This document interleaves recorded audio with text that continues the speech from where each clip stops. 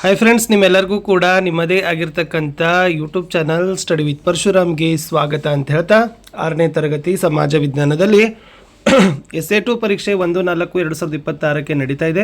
So ಈಗಾಗಲೇ DSCRT ಅವರ model question ಪೇಪರನ್ನು ಒಂದು ವೇಟೇಜ್ ಆಧಾರದಲ್ಲಿ ನಾವೇ ಏನು ಮಾಡಿದ್ವಿ ಅಂದರೆ ಒಂದು ಮಾಡೆಲ್ ಕ್ವಶನ್ ಪೇಪರನ್ನು ರೆಡಿ ಮಾಡಿದ್ದೀವಿ.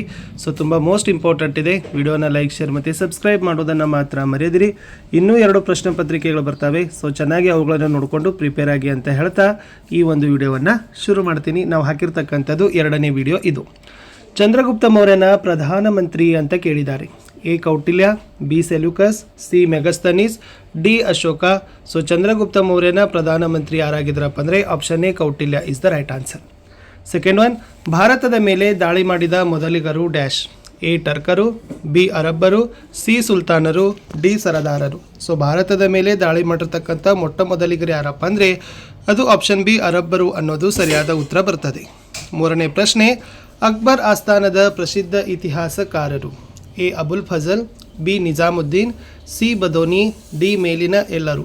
ಸೊ ಅಕ್ಬರ್ ಆಸ್ಥಾನದ ಪ್ರಸಿದ್ಧ ಇತಿಹಾಸಕಾರ ಯಾರಾಗಿದ್ರಪ್ಪ ಅಂದರೆ ಆಪ್ಷನ್ ಡಿ ಮೇಲಿನ ಎಲ್ಲರೂ. ಅಂದರೆ ಅಬುಲ್ ಫಜಲ್ ಆಗಿದ್ದ, ನಿಜಾಮುದ್ದೀನ್ ಮತ್ತು ಬದೋನಿ ಇವರೆಲ್ಲರೂ ಕೂಡ ಏನಾಗಿದ್ರಪ್ಪ ಅಂದರೆ ಅಕ್ಬರ್ ಆಸ್ಥಾನದ ಪ್ರಸಿದ್ಧ ಇತಿಹಾಸಕಾರರೇ ಆಗಿದ್ದರು. ಮುಂದಿನ ಪ್ರಶ್ನೆ, ಪ್ರಪಂಚದಲ್ಲಿ ಅತ್ಯಂತ ಎತ್ತರವಾದ ಶಿಖರ ಅಂತ ಕೇಳಿದ್ದಾರೆ. A mount Godwin, B mount Everest, C mount Abu, D Guru Shikhar. So ಪ್ರಪಂಚದ ಅತಿ ಎತ್ತರದ ಪರ್ವತ ಶಿಖರ ಅಂತಂದರೆ ಅದು ಬಂದುಬಿಟ್ಟು ಆಪ್ಷನ್ ಬಿ ಮೌಂಟ್ ಎವರೆಸ್ಟ್ ಅನ್ನೋದು ಸರಿಯಾದ ಉತ್ತರ ಬರ್ತದೆ. ಇನ್ನು 1 ಮಾರ್ಕರ್ ಕ್ವಶನ್ ಟೋಟಲ್ ಇಲ್ಲಿ ಕೂಡ 4 ಇರ್ತವೆ.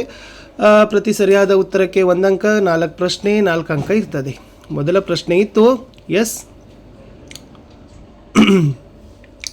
ಪ್ರಜಾಪ್ರಭುತ್ವದ ಮುಖ್ಯ ಗುರಿ ಏನು ಅಂತ ಕೇಳಿದ್ದಾರೆ. ಸೊ ಪ್ರಜಾಪ್ರಭುತ್ವದ ಮುಖ್ಯ ಗುರಿ ಬಂದ್ಬಿಟ್ಟು ಏನಪ್ಪ ಅಂದರೆ ಪ್ರಜೆಗಳ ಹಿತರಕ್ಷಣೆಯನ್ನು ಮಾಡೋದು, ಪ್ರಜೆಗಳ ಹಿತವನ್ನು ಕಾಪಾಡೋದು ಪ್ರಜಾಪ್ರಭುತ್ವದ ಮುಖ್ಯ ಗುರಿ ಆಗದ.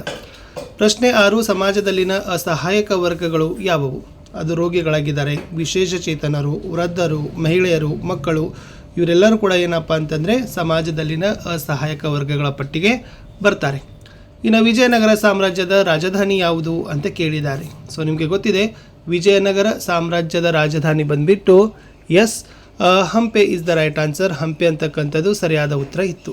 ನೆಕ್ಸ್ಟ್ ಒನ್, ನಮ್ಮ ರಾಷ್ಟ್ರಧ್ವಜದಲ್ಲಿರುವ ಹಸಿರು ಬಣ್ಣ ಏನನ್ನು ಸೂಚಿಸ್ತದೆ ಅಂತ ಕೇಳಿದರು. ಸೊ ನಮ್ಮ ರಾಷ್ಟ್ರಧ್ವಜದಲ್ಲಿರ್ತಕ್ಕಂಥ ಹಸಿರು ಬಣ್ಣ ಬಂದುಬಿಟ್ಟು ಅದು ಸಮೃದ್ಧಿ, ಅಭಿವೃದ್ಧಿಯನ್ನು ಏನು ಮಾಡ್ತದಪ್ಪ ಅಂದರೆ ಸೂಚಿಸ್ತದೆ. ಇನ್ನು 3rd ಮೇನ್ಸಲ್ಲಿ ಬಿಟ್ಟ ಸ್ಥಳವನ್ನು ತುಂಬತಕ್ಕಂಥ ಪ್ರಶ್ನೆಗಳು 4 ಇರ್ತಾವೆ. ಪ್ರತಿ ಸರಿಯಾದ ಉತ್ತರಕ್ಕೆ 1 ಅಂಕ, 4 ಪ್ರಶ್ನೆ 4 ಅಂಕ. ಪ್ರಶ್ನೆ 9, ಮಕ್ಕಳ ಸಹಾಯವಾಣಿ ಸಂಖ್ಯೆ ಡ್ಯಾಶ್ ಅಂತ ಕೇಳಿದ್ದಾರೆ. ಸೊ ಮಕ್ಕಳ ಸಹಾಯವಾಣಿ ಸಂಖ್ಯೆ ಏನಪ್ಪ ಅಂದರೆ 1098 is the exactly right answer. ಪ್ರಶ್ನೆ 10, ದೆಹಲಿ ಸುಲ್ತಾನರ ಕಾಲದ ಬೃಹತ್ ಉದ್ಯಮ ಯಾವುದು ಅಂತ ಕೇಳಿದ್ದಾರೆ. ಸೊ ದೆಹಲಿ ಸುಲ್ತಾನರ ಕಾಲದ ಬೃಹತ್ ಉದ್ಯಮ ಬಂದುಬಿಟ್ಟು ಅದು ನೇಗೆ ಇಸ್ ದ ಸರಿಯಾದ ಉತ್ತರ. 11ನೇ ಪ್ರಶ್ನೆ, ಕ್ಷೇತ್ರ ಮತ್ತು ಜನಸಂಖ್ಯೆ ಎರಡರಲ್ಲೂ ಏಷ್ಯಾದ ಚಿಕ್ಕ ದೇಶ ಯಾವುದು ಅಂತ ಕೇಳಿದ್ದಾರೆ. ಸೊ ಕ್ಷೇತ್ರ ಮತ್ತು ಜನಸಂಖ್ಯೆ ಎರಡರಲ್ಲೂ ಏಷ್ಯಾದ ಚಿಕ್ಕ ದೇಶ ಮಾಲ್ಡೀವ್ಸ್. ಇನ್ನು 12ನೇ ಪ್ರಶ್ನೆ, ಆಫ್ರಿಕಾ ಖಂಡವನ್ನು ಹೀಗೆಂದು ಕರೆಯುತ್ತಾರೆ. ಅದಕ್ಕಿರ್ತಕ್ಕಂಥ ಅನ್ವರ್ಥ ನಾಮ ಬರೀಬೇಕು. ಸೊ ಕತ್ತಲೆಯ ಭೂಖಂಡ ಅಂತ ಇದೆ. ಸೊ ಬೇರೆ ಬೇರೆ ಇದ್ದಾವೆ, ಅವುಗಳನ್ನು ಕೂಡ ನೀವು ಬರೆದ್ರೆ ಉತ್ತರ ಕೊಡ್ತಾರೆ. 2 ಮಾರ್ಕರ್ ಕ್ವಶನ್. ಪ್ರಶ್ನೆ 13, ಆಫ್ರಿಕಾ ಖಂಡದಲ್ಲಿ ಕಂಡುಬರುವ ಸರೋವರಗಳನ್ನು ಹೆಸರಿಸ್ರಿ ಅಂತ ಕೇಳಿದ್ದಾರೆ. ಅದು ಆಲ್ಫರ್ಡ್ ಸರೋವರ ಬರ್ತದೆ, ಎಡ್ವರ್ಡ್ ಸರೋವರ, ಟಾಂಗ್ನಿಂಗ್ ಸರೋವರ ಮತ್ತು ನ್ಯಾಸ್ ಸರೋವರ. ಇವೆಲ್ಲ ಕೂಡ ಏನಪ್ಪ ಅಂತಂದರೆ ಆಫ್ರಿಕಾ ಖಂಡದಲ್ಲಿ ಕಂಡು ಬರ್ತಕ್ಕಂಥ ಒಂದು ಸರೋವರಗಳಾಗಿದ್ದಾವೆ ಅನ್ನೋದನ್ನು ನೀವು ಬರಿಬೇಕು. ಇನ್ನು ಮುಂದಿನ ಪ್ರಶ್ನೆ ಏನಾಗಿತ್ತಪ್ಪ ಅಂತಂದರೆ ರಜಪೂತರ ಗುಣಧರ್ಮಗಳನ್ನು ಪಟ್ಟಿ ಮಾಡಿರಿ ಅಂತ ಕೇಳಿದ್ದಾರೆ. ಸೊ ಏನಪ್ಪ ರಜಪೂತರ ಗುಣಧರ್ಮಗಳಂತಂದರೆ ಇವರು ಗೋವುಗಳು, ಅನಾಥರು, ದುರ್ಬಲರು, ಸ್ತ್ರೀಯರ ರಕ್ಷಣೆ ಮಾಡೋದು ತಮ್ಮ ಧರ್ಮ ಅಂತ ಏನು ಮಾಡಿದ್ರಪ್ಪ ಅಂತಂದರೆ ತಿಳಿದಿದ್ರು. ಓಕೆನಾ. ನೆಕ್ಸ್ಟ್ ಶರಣಾಗತರಾದವರಿಗೆ ರಕ್ಷಣೆಯನ್ನು ಏನು ಮಾಡ್ತೀರಪ್ಪ ಅಂತಂದರೆ ಕೊಡ್ತಿದ್ರು. ನೆಕ್ಸ್ಟ್ ತಮ್ಮ ಪೂರ್ವಜರ ಪರಾಕ್ರಮಗಳ ಬಗ್ಗೆ ಕಥನಗಳನ್ನು ಹಾಡಿ ಸ್ಫೂರ್ತಿಯನ್ನು ಪಡೆದುಕೊಳ್ತಿದ್ರು ಅನ್ನೋದು ಏನಾಗಿತ್ತಪ್ಪ ಅಂದರೆ ಇವರ ಒಂದು ಪಾಯಿಂಟ್ಸ್ಗಳನ್ನು ಬರಿಬೇಕು. ಇನ್ನು ರಾಷ್ಟ್ರೀಯ ಚಿಹ್ನೆಗಳು ಏಕೆ ಬೇಕು ಅಂತ ಕೇಳಿದ್ದಾರೆ. ಸೊ ರಾಷ್ಟ್ರೀಯ ಚಿಹ್ನೆಗಳೇನಪ್ಪ ಅಂದರೆ ಅದು ನಮ್ಮ ಭಾರತೀಯರ ಭಾವೈಕ್ಯತೆಗಾಗಿ ಮತ್ತು ಭಾರತೀಯರ ಘನತೆಯ ಬದುಕಿಗಾಗಿ ನಮ್ಗೆ ಏನಾಗೋದಪ್ಪ ಅಂದ್ರೆ ರಾಷ್ಟ್ರೀಯ ಚಿಹ್ನೆಗಳು ಬೇಕೇ ಬೇಕು ಅಂತಕ್ಕದ್ದನ್ನು ನೀವು ಬರಿಬೇಕು. ಇನ್ನು ಏಷ್ಯಾದ ಪ್ರಾದೇಶಿಕ ವಿಭಾಗಗಳಾವುವು ಅಂತ ಕೇಳಿದ್ದಾರೆ.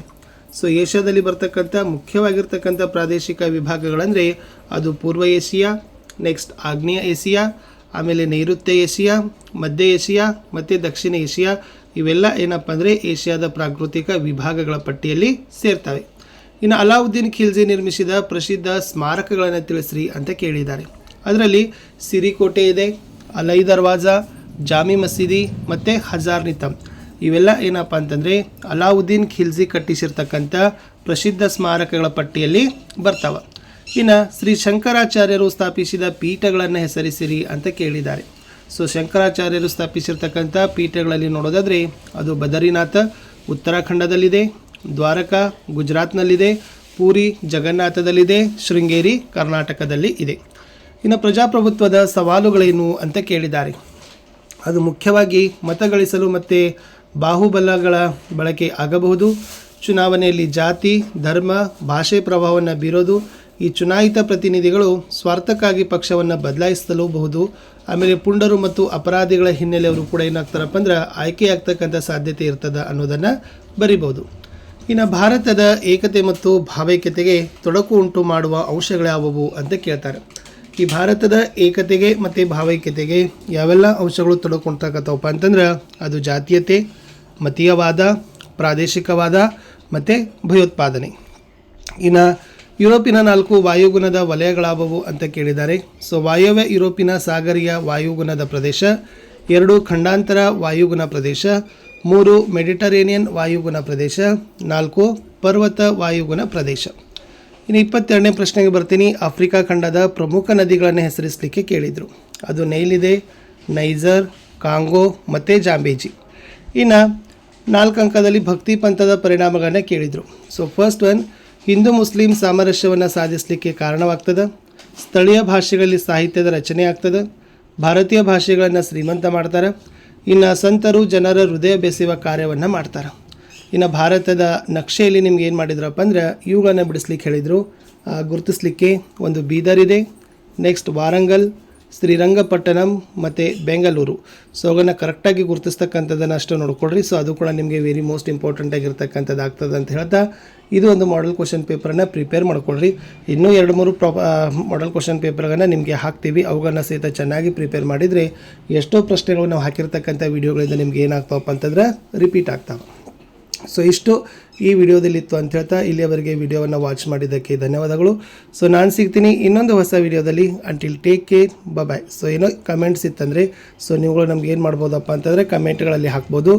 ಆಮೇಲೆ ಈ ಥರ PDF ಭಾಳ ಜನ ಕೇಳ್ತೀರಿ, ನೀವು ನಮ್ಮ ಟೆಲಿಗ್ರಾಮ್ ಮತ್ತು ವಾಟ್ಸಪ್ ಚಾನಲ್ಗಳಿಗೆ ಜಾಯ್ನ್ ಆಗಿ. ಸೊ ಅಲ್ಲಿ ನೀವು ವಾಟ್ಸಪ್ ಚಾನಲು ಮತ್ತು ಟೆಲಿಗ್ರಾಮ್ ಗ್ರೂಪ್ಗೆ ಜಾಯ್ನ್ ಆಗಿದ್ದರೆ ಸೊ ನಾವು ನಿಮಗೆ ಖಂಡಿತವಾಗಿರ್ತಕ್ಕಂಥ ಒಂದು PDFsಗಳನ್ನು ಕೊಡಲಿಕ್ಕೆ ಪ್ರಯತ್ನವನ್ನು ಪಡ್ತೀವಿ. ಇಷ್ಟು ಹೇಳ್ತಾ ಸೊ ಈ ಒಂದು ಕ್ಲಾಸಸ್ಸನ್ನು ವಿಡಿಯೋವನ್ನು ಮುಗಿಸೋಣ.